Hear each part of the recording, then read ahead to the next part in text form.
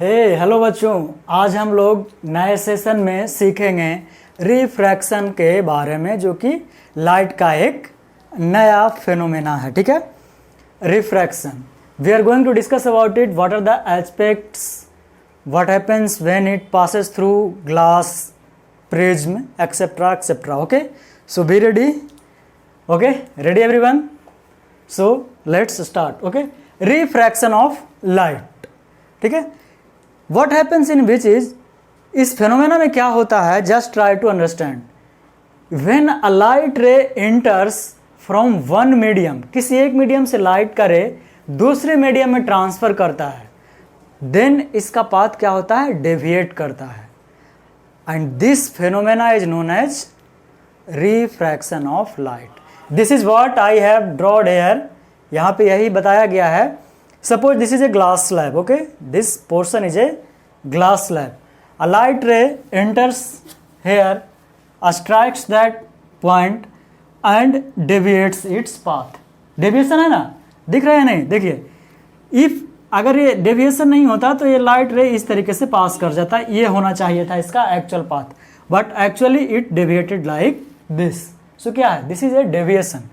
Medium 1 से आया, medium 2 में जैसे ही एंट्री मारा, द लाइट पाथ, रे पाथ हैज बीन डेविएटेड। ठीक है, और ये डेविएशन कहाँ से हो रहा है, देख रहे हैं, the point where there's the normal. तो ये डेविएशन हमेशा कहाँ से होता है, नॉर्मल से ही होता है, चाहे वो मीडियम 1, 2 या मीडियम 3। हालांकि इधर है नहीं, हो भी सकता है मीडियम हम डाल सकते हैं, यहाँ वाटर डाल दें, क्या फर्क पड़ता है, क्यों नहीं, मीडियम लगातार रखा जा सकता है, लेकिन that will be on advance. Okay, वो एडवांस में चला जाएगा।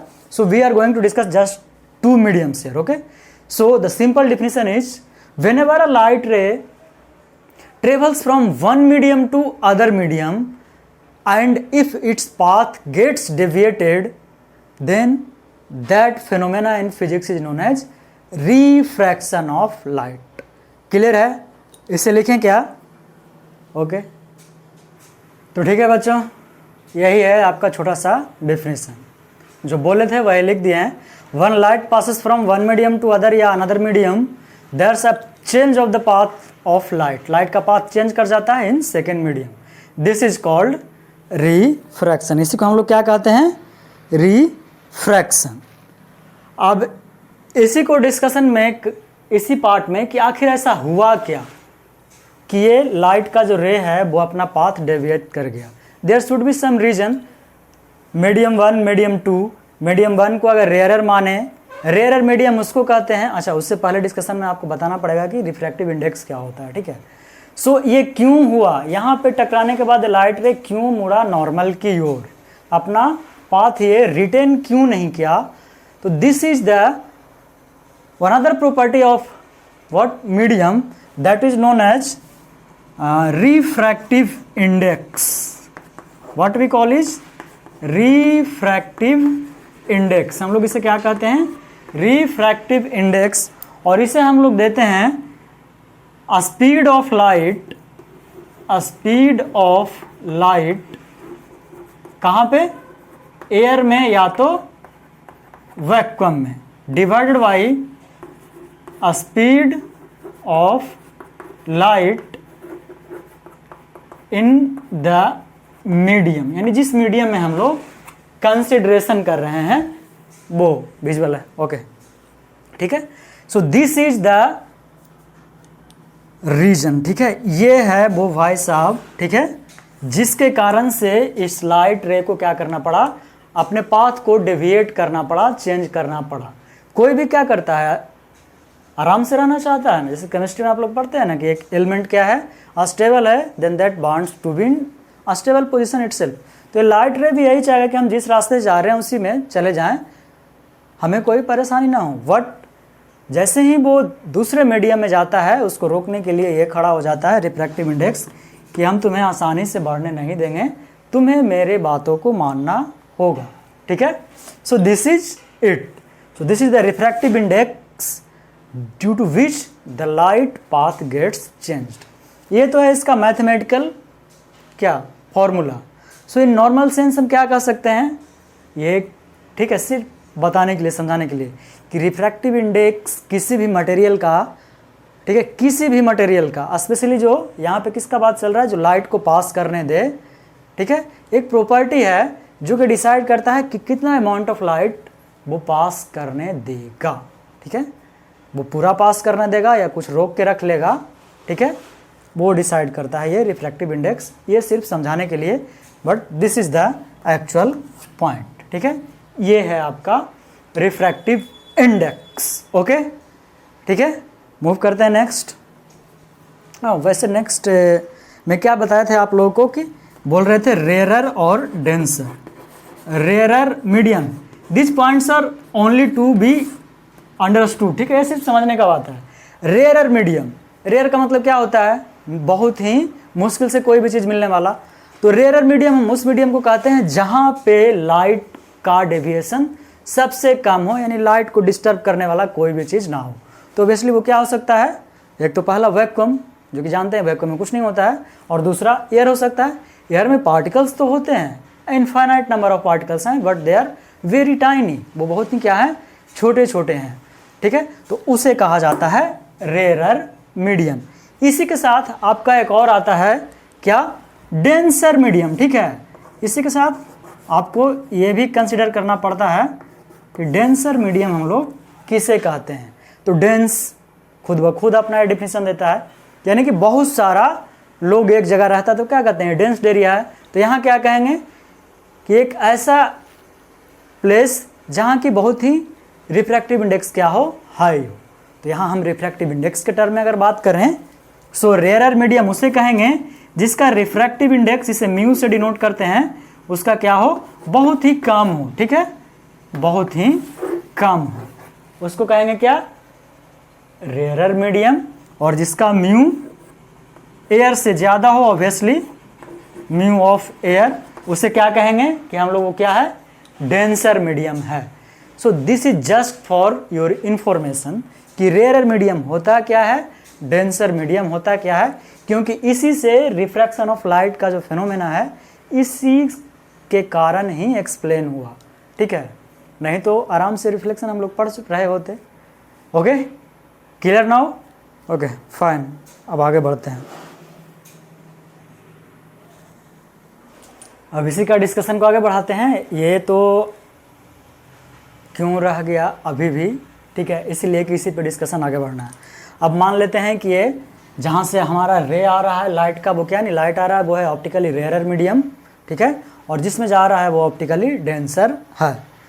तो पहला पॉइंट है आपका कि जब भी रेयरर मीडियम से डेंसर मीडियम में कोई भी लाइट रे एंट्री मारता है, लाइट एंट्री मारता है, तो वो नॉर्मल की तरफ बेंड करता है, ठीक है, जो आपको दिखाए भी थे। पहला पॉइंट ये हुआ, ठीक है, क्या हुआ, लिख दें क्या, या सिर्फ समझ, ठीक है, क्या कि whenever a light ray enters from rarer medium to denser medium, ठीक है, लाइट एंट्री मारता है रेयरर से डेंसर में, then it bends towards normal. यहाँ मैथमेटिकली हम क्या कह सकते हैं, what we can say that is angle I, ठीक है, ये एंगल आई है, this will be greater than angle R. किस केस में, जब रेयरर टू डेंसर में एंट्री मार रहा हो तब, ठीक है, और यही अगर डेंसर टू रेयरर में एंट्री मार रहा हो तो क्या हो जाएगा, angle I less than angle are. ये आपको दिख गया ना, ये एंगल ऑब्वियसली इससे क्या होगा, क्योंकि ये पूरा का पूरा एंगल आई है, ठीक है, लेकिन ये तो छोटा है। और वही दूसरा क्या, डेंसर से, यानी अब इसमें एंट्री मार गया लाइट, ये ऑप्टिकली डेंसर मीडियम है, अब इस बाहर भी निकलना चाहेगा ना, तो बाहर निकलेगा, तो इसी कारण नॉर्मल 2 बनाए थे, ठीक है। तो ये क्या होगा, इधर बेंड करने के से नहीं, इसका एक्चुअल पाथ बना रहे हैं पहले, ठीक है, देखिएगा ये होगा इसका एक्चुअल पाथ, लेकिन ये एक्चुअल पाथ पे ना जाकर के क्या कर जाएगा, इस ओर डेविएट कर जाएगा। So this angle will be obviously greater than this angle. यहाँ पे एक और एंगल बनेगा ना, ये वाला एंगल आई, अब आई आर ही लिख रहे हैं इसलिए, तो I1 I2 भी मान सकते हैं, दैट्स नॉट, इसको I1 R1, इसको I2 R2 हम लिख सकते थे। दैट्स फॉर क्या, डिस्कशन, वो जब डिस्कशन करते हैं प्रिज्म का, ठीक है, ग्लास स्लैब का, तब आता है। So these are the 2 points, और ये इंपॉर्टेंट है, ये क्वेश्चन पूछा जा चुका है आपसे कि रेयरर टू डेंसर जाने में एंगल ऑफ इंसिडेंस बड़ा होता है कि angle of refraction, denser to rarer जाने में एंगल ऑफ इंसिडेंट बड़ा होता है कि एंगल ऑफ रिफ्रैक्शन। सो इसको ध्यान रखिएगा, ठीक है, इस पॉइंट्स को आप नोट डाउन कर लीजिएगा, this is very important. Okay, तो अब तक हुआ रिफ्रैक्टिव इंडेक्स का। तो अब सीधे, अब ऑब्वियसली सारा डिस्कशन हो गया basic. Now comes to the law. तो आप रिफ्लेक्शन पढ़ रहे थे, उस समय भी एक लॉ था, क्या? इंसिडेंट रे, रिफ्लेक्टेड रे, ठीक है, and normal lies in the same plane, so same rule will be applied here too. सिर्फ क्या बदलेगा? रिफ्लेक्टेड रे से, रिफ्लेक्टेड वहां लिखते थे ना, यहां क्या लिखाएगा? रिफ्रैक्टेड, ठीक है।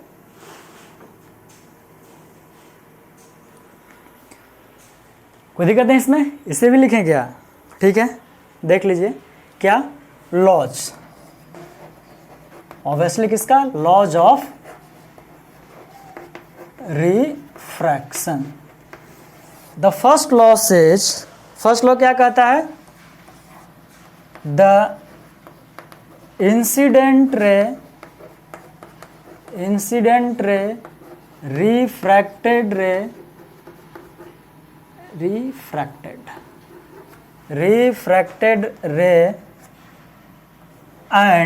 एंड क्या होगा? Normal to the point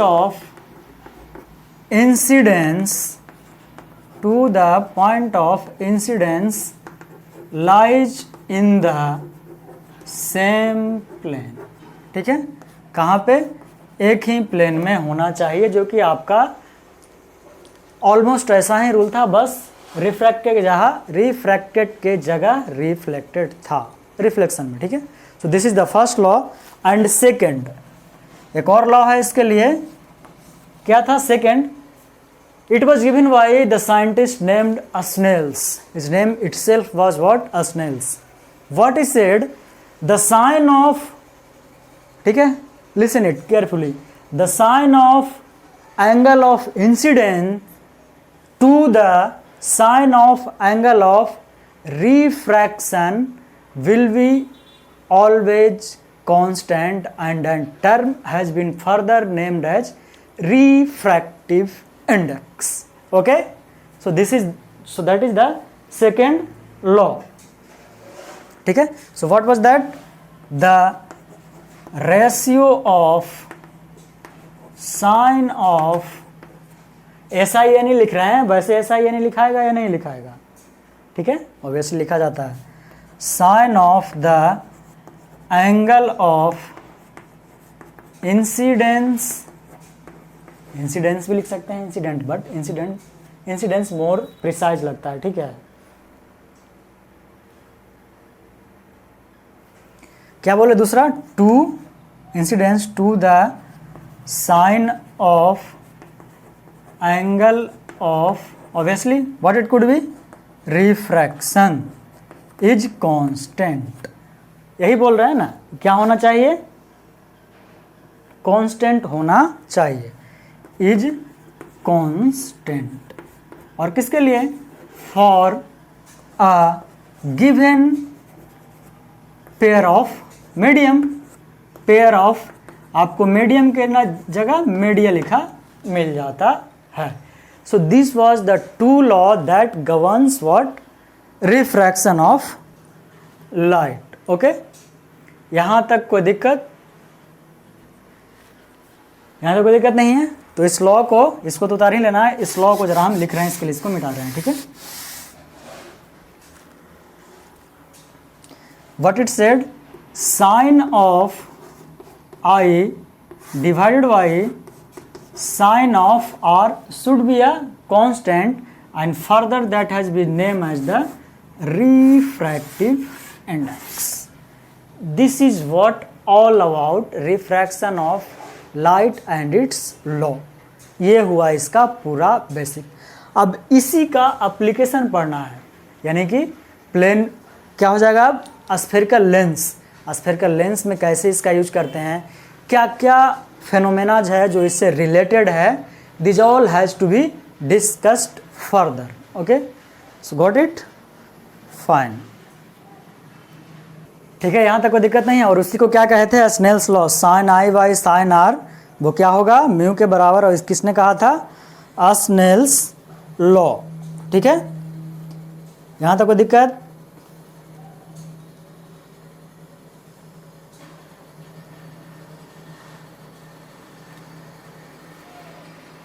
okay, कोई दिक्कत नहीं है। अब आगे बढ़ें तब।